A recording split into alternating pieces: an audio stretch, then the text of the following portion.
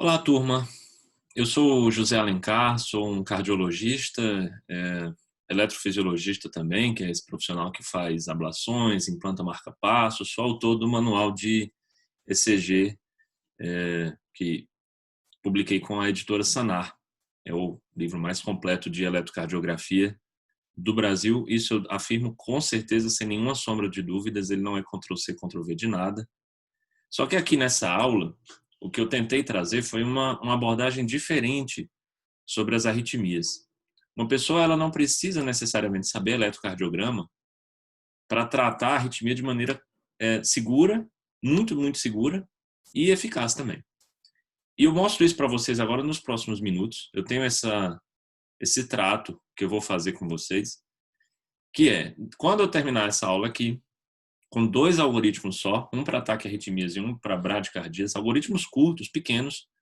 Se você usá-los na sua prática clínica, se você usá-los na sua vida, eu garanto para vocês que vocês vão estar sabendo tratar todas as arritmias da prática clínica com segurança, que é o mais importante, sem causar dano ao paciente. Então, vamos começar pela taquicardia, pelas taquiarritmias. Como é que faz então? Se você pegar uma pessoa com uma frequência cardíaca maior do que 150 batimentos por minuto, você vai suspeitar que essa pessoa esteja em taquiarritmia, vai fazer o MOV, nosso famoso monitorizar, pegar a oximetria e pegar um acesso venoso no paciente. E depois você vai observar a clínica do doente para identificar qual vai ser o tratamento dele. Perceba, até agora eu não estou falando de eletrocardiograma, né? Agora aqui alguns pitfalls, algumas coisas que podem cair como pegadinhas para vocês na sua prática clínica, quando você for dar o seu plantão. Nem toda taquiarritmia vai ser sempre uma frequência cardíaca maior do que 150 batimentos por minuto. 150 batimentos por minuto é aqui uma convenção que eu faço com vocês que, bom, frequências cardíacas em repouso maiores que 150 por minuto em adultos devem ser taquiarritmias, mas podem não ser, tá? Ela pode ser mais lenta do que isso, certo? E a frequência cardíaca sinusal também pode atingir frequências maiores do que 150 em repouso. Por exemplo, em situações de dor, ansiedade, febre. A frequência cardíaca sinusal da gente pode chegar a mais que isso. Então, muito bem. Se pegou mais que 150, você vai monitorizar, simetria, acesso venoso e observar a clínica, como falei. E para que observar a clínica desse doente? Para ver se a sintomatologia dele apresenta ali algum desses sinais ou sintomas. Sinal de insuficiência cardíaca aguda, o que seria isso?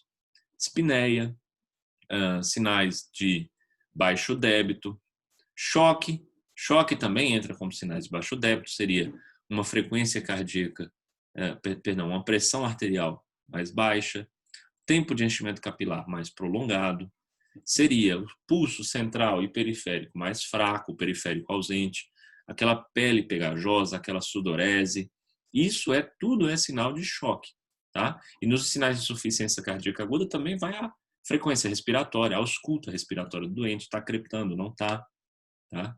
Angina, sinal de dor torácica do tipo anginosa, também tem que ser considerado, especialmente para quem tem menos experiência em atendimento desses casos, como também um sinal de instabilidade. E o rebaixamento do nível da consciência. A gente sabe que o choque ele também leva a uma hipoperfusão cortical e o paciente acaba ficando um pouco mais sonolento, torporoso. Isso também tem que ser levado em consideração na sua análise desse paciente em específico. Se o paciente apresenta pelo menos basta um desses sinais, todos que eu falei aqui, sinal de insuficiência cardíaca aguda, ou choque, ou angina, ou rebaixamento de consciência, basta ter um deles, você vai dizer que esse paciente está instável. E estando instável, esse paciente ele precisa de um tratamento muito rápido. Esse é um paciente que está morrendo na sua frente. Você tem que salvar essa vida. Para salvar essa vida, você vai fazer um procedimento que ele é igual ao procedimento da desfibrilação, no sentido de que você vai dar um choque no paciente. Só que ele é tão diferente da desfibrilação como são água e vinho. Esse procedimento é a cardioversão elétrica sincronizada, que pode se fazer, depende da arritmia, com diferentes cargas de choque. Mas se você quer guardar aqui, quer sair dessa aula com uma só carga, decorada aqui para usar em todo o seu plantão, você vai decorar 100 joules. Porque todas as arritmias, exceto a fibrilação atrial, respondem a 100 joules. Tá? Fibrilação atrial, 120 a 200 joules. Então guarda isso, 100 joules para todas, FA é a exceção. 120 a 200. Já facilitei para vocês também isso. Né? E ela é tão diferente da desfibrilação como água e vinho, que você precisa realmente mostrar para o seu aparelho de desfibrilação que você quer fazer uma cardioversão elétrica sincronizada, não uma desfibrilação. E você faz isso apertando o botão da sincronização, que nesse aparelho que está na nossa tela, está na parte superior do aparelho, um botãozinho branco escrito Sync. Você aperta esse botão, o aparelho vai te mostrar que entendeu, que sincronizou, e aí você pode fazer a cardioversão elétrica sincronizada, que é um ato médico diferente da desfibrilação. Muito bem. Agora, se esse paciente ele está estável, se ele está estável, a primeira coisa que você tem que fazer é olhar se o QRS é estreito ou largo. Isso é muito fácil de ver, eu vou mostrar para vocês. Não é saber ECG, é simplesmente bater o olho na tela e responder uma pergunta: estreito ou largo? E a segunda pergunta é: o ritmo é regular ou irregular? Também é outra pergunta que você vai ter que fazer. Vamos ver essa análise como é que é? Olha só, a primeira coisa é você excluir a taquicardia sinusal. Né? Taquicardia sinusal não é uma taquiarritmia, portanto ela não entra em nada nas coisas que eu estou falando aqui nessa aula.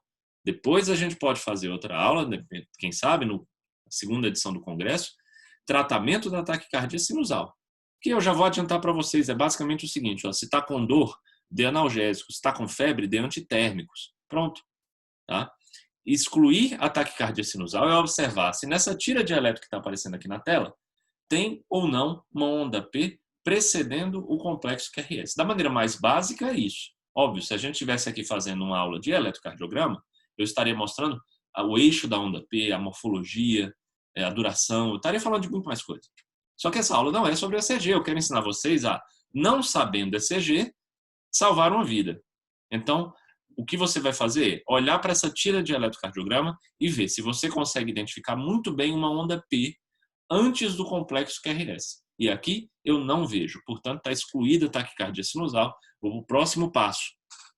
Próximo passo aqui em fundo azul é o QRS é estreito ou largo? Olha isso. Olha essa dica aqui. Complexo QRS estreito, que é esse de cima. No complexo QRS estreito, se eu botar minha mão ali, ó, eu me furo. Agora, se eu botar minha mão aqui no QRS largo, que é o de baixo, eu não me furo. Essa é a primeira dica, bem básica, né? Olha, bateu o olho, você... Opa, eu me furo com isso daqui. Segunda dica, muito importante, muito importante. O QRS estreito. Ele é tão estreito que eu consigo observar muito bem a onda T. T, tá? Olha o largo embaixo. Onde é que termina o QRS e onde é que começa a onda T? Alguém com menos experiência em eletro podia até dizer assim, olha, mas esse eletro nem tem onda T. Eu garanto para vocês que tem, porque uma despolarização sempre gera uma repolarização. Sempre. Então tem onda T, só que ela está escondida dentro do próximo QRS. Tão largo que ele é. Ele é tão largo que ele vem logo, é taquicárdico, né? E ele esconde, né, a próxima onda T. Tá bom? Olha, se você tem mais tempo para olhar o ECG, bem de mais perto, você imprime o eletro e observa se o complexo QRS dele dura mais ou menos do que 3 quadradinhos. Essa é a duração normal do complexo QRS. Passou disso, esse complexo QRS vai ser um complexo QRS largo. E aí você vai, daqui a pouco eu vou mostrar para vocês como tratar os QRS largos. Beleza? Isso aqui é muito importante, eu falo nessa aula de uma maneira muito básica, e alguém pode estar assistindo e achar estranho, mas ele não vai falar dos critérios. Eu não vou falar dos critérios por duas razões. A primeira é, eu odeio os critérios. Eles têm uma acurácia baixa, eles só têm uma acurácia de no máximo 77%. Eles não são importantes para a propedêutica do tratamento do paciente. Quer dizer, esse paciente que chega com ataque de QRS largo, o eletrofisiologista que vai fazer o tratamento dele a longo prazo, não precisa saber o que teu critério deu. Não é importante para mim. Não é, eu não preciso. Então, por isso que eu não estou falando dos critérios, essa foi a razão 1. Razão 2, minha aula é te ensinar a salvar uma vida sem saber eletro. E eu vou continuar com o nosso trato. Vamos para a segunda parte aqui desse slide. Parte aqui desse canto, que está ritmo é regular ou irregular? Muito bem. Então, no eletro de cima, eu estou vendo que cada complexo QRS de um para outro tem sempre a mesma distância. Isso também é um dado do exame físico. Se eu palpar o pulso do paciente, ou se eu auscultar, fazer uma ausculta cardíaca dele, eu consigo também, ao mesmo tempo do eletro, identificar que o ritmo dele é regular ou irregular. Já no de baixo, que é irregular, olha aí, tem QRS que é mais próximo, tem QRS que é mais longe. Aí ele vai aqui, ó, olha o meu gesto, ele vai mudando a distância de um para outro. Então esse, você bate o olho, responde essas duas perguntas desse slide e você já consegue fazer o tratamento, como eu vou mostrar para vocês nos próximos slides. Pessoal, olha a importância desse slide. Tira uma foto dele, print screen, guarda na tua carteira esse print impresso, tá bom? Publica no Instagram e salva, tá bom? Para você ter acesso no seu Instagram depois. Me marca se você publicar no Instagram. Marca o congresso também, tá? E usa isso aqui no teu plantão, porque isso vai salvar vidas. Vamos em frente. Olha só, vamos responder então as perguntas. Olha aí. Ele está estável, certo? Ele não tem nenhum daqueles critérios que eu falei. Porque se tiver, o tratamento é um só. É a cardioversão elétrica sincronizada, independente de qual seja ataque à arritmia. Se ele está estável, você vai responder QRS estreito ou largo. E se ele for estreito, você vai se responder ritmo regular ou irregular. Vamos ver então? Tratamento do QRS estreito e do ritmo regular vai ser você começar fazendo a manobra vagal, que eu vou ensinar para vocês nos próximos slides. Depois você pode fazer 6 mg de adenosina e depois você pode até dobrar ou, dica minha, tá? Isso aqui, se você for fazer prova de residência ou fazer o curso do ACLS, não marque 18 mg, mas dica minha, faça até 18 mg nesse paciente. Eu faço primeiro 12, depois 18, mas isso é porque eu sou eletrofisiologista. Na diretriz, não está assim. Está assim, manobra vagal, depois adenosina 6 mg, depois adenosina 12 mg. E os próximos slides vão ser para te mostrar como é que faz isso. Vamos ver então, ó. Essa é uma taquiarritmia com um complexo QRS estreito. Eu me furo, se eu botar o dedo ali, ó, se eu botar a minha mão nesses QRS, tá? E eu consigo ver a onda T deles, bem desenhadinha. Então, esse é um QRS estreito. Agora que eu imprimi, eu posso até olhar mais de perto e ver se o complexo QRS ele tem uma duração menor ou maior do que 3 quadradinhos. Se ela durar mais que 3 quadradinhos, ela vai para o algoritmo das ataques de QRS largo. Então, o QRS estreito chegou para mim, esse paciente. Estável. Estável, eu vou fazer agora uma manobra vagal. Se não responder, eu vou fazer 6, 12 ou 18 miligramas para esse paciente. Então, olha, manobra vagal. Vou começar pela mais famosa, infelizmente. Eu odeio essa manobra. É a compressão do seio carotídeo. E por que eu odeio ela? Porque ela é pouco efetiva. Ela tem só 10% de efetividade.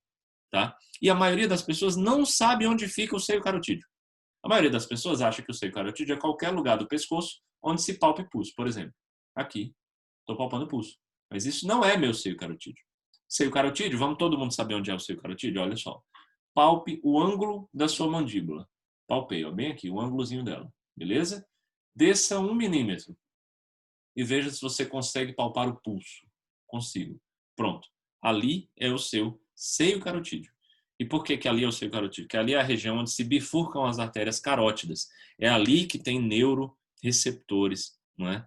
Que vão fazer a massagem, a compressão do seio carotídeo funcionar.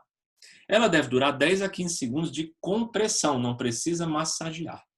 É melhor você fazer isso do lado esquerdo do paciente, tá certo? Porque é o lado esquerdo que inerva o nó AV do paciente. E a questão de auscultar antes que eu escrevi aqui, isso daqui é assim, ó, me engana que eu gosto. Porque a auscultar antes tem uma sensibilidade de 60%. É quase que jogar uma moeda para cima. A gente não vai confiar isso no nosso paciente. Então, minha dica, quer sair daqui, além de conhecimento, como uma dica de um eletrofisiologista, é não faça compressão do seio carotídeo. Faça a próxima, que é boa. A próxima, manobra de Valsalva. E aí, rapidinho aqui, falando sobre a manobra de Valsalva para vocês. É o seguinte, Antônio Valsalva escreveu essa manobra lá no século 17, tá bom? Ele queria provar que, se você fizesse a manobra dele, você conseguiria expulsar conteúdo purulento e sangue de dentro do crânio em pessoas que tinham traumatismo crânioencefálico através do ouvido. Ele nunca conseguiu demonstrar que havia um forame que ligava o crânio direto para o ouvido interno da gente. Não existe esse forame, mas ele tinha essa hipótese. Depois, lá no século XIX, alguém na cidade de Leipzig, na Alemanha, uma cidade inclusive em que eu já vivi, fiz estágio lá, alguém nessa cidade acabou relatando um caso em que ele fez a manobra de Valsalva em si próprio e acabou tendo uma bradicardia intensa. A partir daí começou-se a estudar por que a manobra de Valsalva causa bradicardia. E ela só causa bradicardia se ela fizer exatamente esses 4 estágios que estão demonstrados aqui nesse gráfico. E para que esses 4 estágios aconteçam e a arritmia seja quebrada no 4º estágio, uma pessoa precisa fazer a manobra de Valsalva por, no mínimo, 10 segundos. Ideal fazer por 15 segundos. O que eu quero dizer com isso? Manobra de Valsalva ela pode ser feita de 2 maneiras, então. Uma, é o cirurgião quem faz até aparecer a hérnia. 2, do cardiologista, do emergencista. Ela tem que durar 10 a 15 segundos. E a reversão, como falei, ocorre na fase 4. Você vai pedir para o paciente assoprar contra uma seringa de 10 ml com força suficiente para descolar o êmbolo da seringa. E isso tem que durar 10 a 15 segundos. Legal? Aí surgiu a manobra de Valsalva modificada em 2015 pela Lancet. Tá? Esse estudo ele fez o quê? Ele fez aqueles mesmos 15 segundos de assoprar contra a seringa, mas ao final dos 15 segundos, ele deita o paciente e eleva as pernas. Isso daí, por mais 15 segundos, potencializa as fases 1 e 2 e, consequentemente, potencializa a fase 4, que é quando a arritmia será quebrada. Essa medida, ela transforma a efetividade da manobra de Valsalva, que era de 17%, em 43%. Muito melhor do que os 10% da compressão do seu carotídeo e muito mais seguro. Então essa é a manobra de Valsalva modificada. Repetindo, você vai, com o paciente sentado, entregar uma seringa de 10 ml para ele, pedir para ele assoprar por 15 segundos. Acabados esses 15 segundos, você vai deitar o paciente e imediatamente elevar suas pernas por mais 15 segundos. Depois você senta o paciente e espera para ver no que dá. Manobra vagal não funcionou. Então, o que eu vou fazer agora? Eu vou fazer 6 miligramas de adenosina. E para fazer a adenosina, eu também quero chamar a atenção uma coisa para vocês aqui, que é a seguinte. A adenosina é uma das drogas que tem a menor meia-vida da medicina. Ela só tem 10 segundos de meia-vida. O que significa isso na prática? Significa que não dá tempo eu fazer adenosina na vida de uma pessoa e esperar ela passar pelo fígado para fazer recirculação e aí ter sua efetividade. Não dá tempo. Em 10 segundos ela tem que chegar no coração. Então, como ela tem que chegar no coração em 10 segundos, ela só funciona se for feita do jeito que eu vou falar agora, que é essa figura aqui que eu estou mostrando para vocês. Esse acesso venoso ele tem que ser calibroso e tem que ser no braço do paciente. Não vale na perna. Braço, porque tem que dar tempo chegar no coração. Tem que ter uma torneirinha, tá? Por que a torneirinha tem que existir? Para ser mais rápido você, depois que infundir a adenosina, basta girar a torneirinha e infundir o soro. É muito mais rápido. O soro tem que fazer depois para fazer flush. Então você faz um bolus rápido de adenosina, gira a torneirinha para fechar a adenosina e faz bolus rápido de soro. Essa é a maneira correta de fazer a adenosina. Ao mesmo tempo que está acontecendo tudo isso, você eleva o braço do paciente para fazer com que a gravidade ajude a adenosina a chegar no coração. Você faz isso com 6 miligramas, se não der certo, você repete com 12. A infusão tem que sempre ser seguida de flush e tem que elevar o membro. Ok? Muito bem. Então é isso. QRS estreito, ritmo regular, essa é a conduta. Agora vamos falar do QRS estreito e ritmo irregular. O que eu vou fazer nesses casos? Gente, no ritmo irregular, provavelmente você está diante de uma fibrilação atrial. E com a fibrilação atrial, você não pode ficar brincando no sentido de reverter essa arritmia do cara. Tem livro que fala, tem livro não, todos os livros falam na questão de, tem menos ou mais que 48 horas da FA. Pessoal, olha, não interessa isso, o paciente ele pode te contar um valor e não ser verdade, ele não saber. Não tem como você dar segurança para o paciente a não ser agindo de maneira segura. Que é isso que o meu algoritmo, esse que eu estou mostrando para vocês, ensina. Ser seguro, dar segurança ao paciente.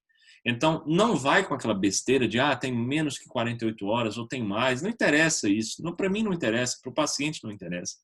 A mesma quantidade de pacientes cardiovertidos ou não cardiovertidos ao final de um mês vai estar em ritmo sinusal igual. Você só está deixando o paciente passar por um procedimento de risco, que é a cardioversão. Então esquece isso, faz o que eu estou falando no meu algoritmo. Ó, QRS estreito, ritmo irregular, você vai fazer beta-bloqueador, aí é o metoprolol de 5 mg IV.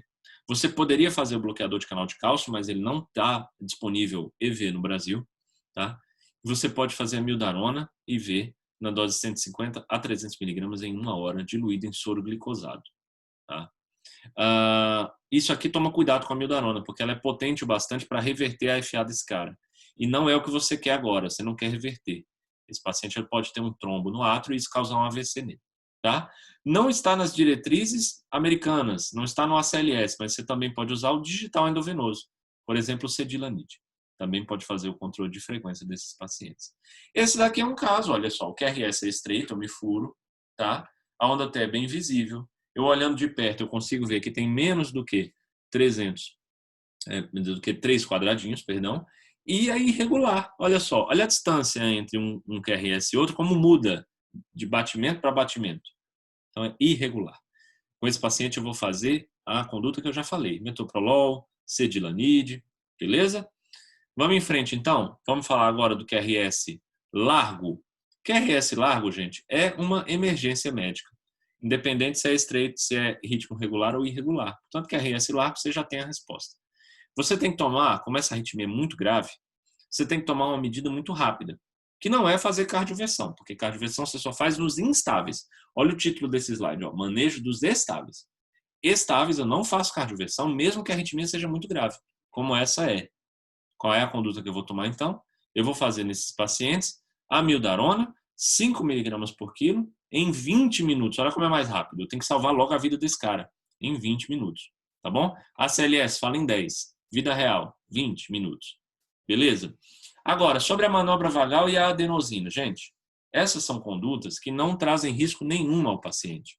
Então, vale a pena, ao meu ver, e também a esse consenso da European Heart Journal, vale a pena você tentar fazer manobra vagal e adenosina antes de fazer a mildarona no paciente. Eu faço manobra vagal e adenosina antes. Beleza? Então, vamos em frente então? Essa daqui é uma arritmia cujo complexo QRS é largo. Se eu olhar bem de perto, ó, primeiro, eu não me furo se eu tocar nisso. E segundo, tem mais do que 3 quadradinhos de duração o complexo QRS desse paciente. Então, se chegar um paciente como esse no meu pronto-socorro, a primeira coisa que eu vou fazer é a manobra vagal e adenosina. Muito rápido. A enfermagem aqui tem que correr. E se não resolver, eu já começo a fazer a mildarona, 5 mg por quilo, em 10 a 20 minutos. Legal? Olha só. De novo, se ele for instável, eu tenho que fazer a cardioversão elétrica sincronizada. Legal? Só lembrando isso aqui. Vamos falar agora das bradiarritmias. Isso aqui vai ser mais rápido, porque é muito mais fácil. Nas bradiarritmias, eu também prometo para vocês que nós não temos que saber ECG. Sabe aquela história de saber se é um BAV de segundo grau MOBITS 2 ou um BAVT? Isso daqui está muito bem descrito lá no meu livro de eletro. Tá? Só que aqui eu prometi para vocês que nós vamos aprender arritmia sem saber eletro. Eu vou continuar focando nisso. Então, ó, contei a frequência. Está menor do que 50. O que eu faço agora? Frequência cardíaca menor que 50 é a mesma coisa. Eu vou monitorizar, fazer oximetria e pegar um acesso venoso. Vou fazer o MOV. E vou observar a clínica do doente. Se o paciente tiver qualquer um daqueles sinais que eu já mostrei para vocês antes, qualquer um, esse paciente já é considerado como instável. E aí, o algoritmo do tratamento da BRAD é, se ele for instável, você pode começar com atropina, meio a 1 mg por dose, a um máximo de 3 mg. Repetindo isso a cada 3 a 5 minutos. Beleza? Se a atropina não resolver, ou se você sabe mais ECG e sabe que o paciente tem um bloqueio avançado, e a atropina não resolve bloqueios avançados, você pode ir direto para a segunda linha, ou você pode tentar a atropina uma vez só e passar já para a segunda linha, que é o que realmente vai resolver a vida desse paciente. E aí você vai escolher qualquer um desses 3. Ou você vai passar um marca-passo transcutâneo no paciente, ou vai começar epinefrina em BIC, em bomba de infusão contínua, ou vai começar dopamina em BIC, em bomba de infusão contínua. Então, olha só, tudo que eu preciso saber para salvar a vida de um paciente em taquicardia está aqui nesse algoritmo. Se ele está estável, eu vou fazer o complexo, vou ver o que é RS. É estreito ou largo? Se for largo, já está ali a resposta. Se for estreito, regular ou irregular? Se for regular, está ali a resposta. Se for irregular, está ali a outra resposta.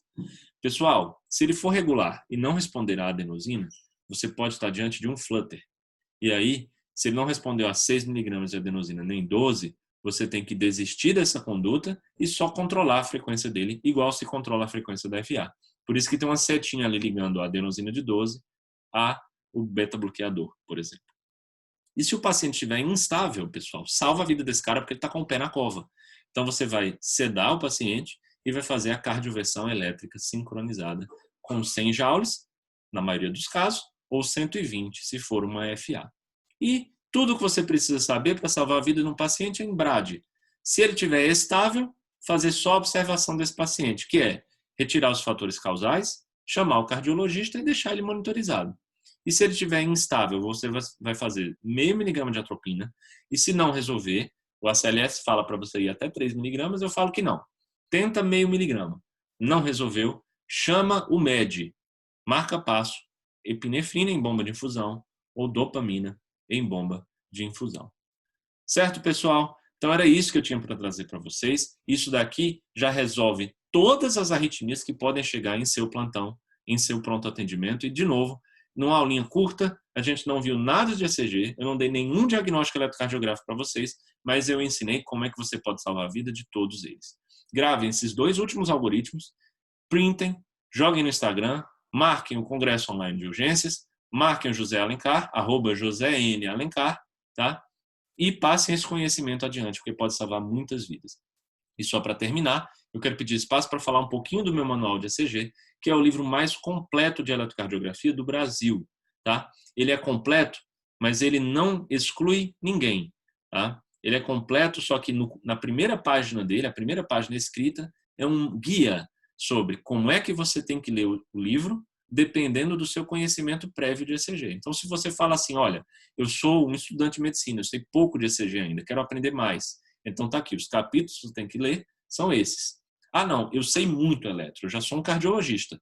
Então tá aqui, os capítulos são esses outros. Eu sei demais sobre um eletro, eu sou um eletrofisiologista. Então tá aqui, tem capítulo para você também, são esses. Então, esse livro ele é completo, só que ele é para todos. Qualquer um pode ler e pode aproveitar o que esse livro traz, porque ele é muito bem organizado nesse sentido, de ser exatamente o que cada um precisa em cada fase da vida no aprendizado de eletrocardiografia. Legal, pessoal? Para encontrar esse livro, você põe no Google lá, Manual de ECG, José Alencar. Beleza, turma? Muito obrigado pela atenção de vocês. Espero que vocês tenham gostado dessa aula.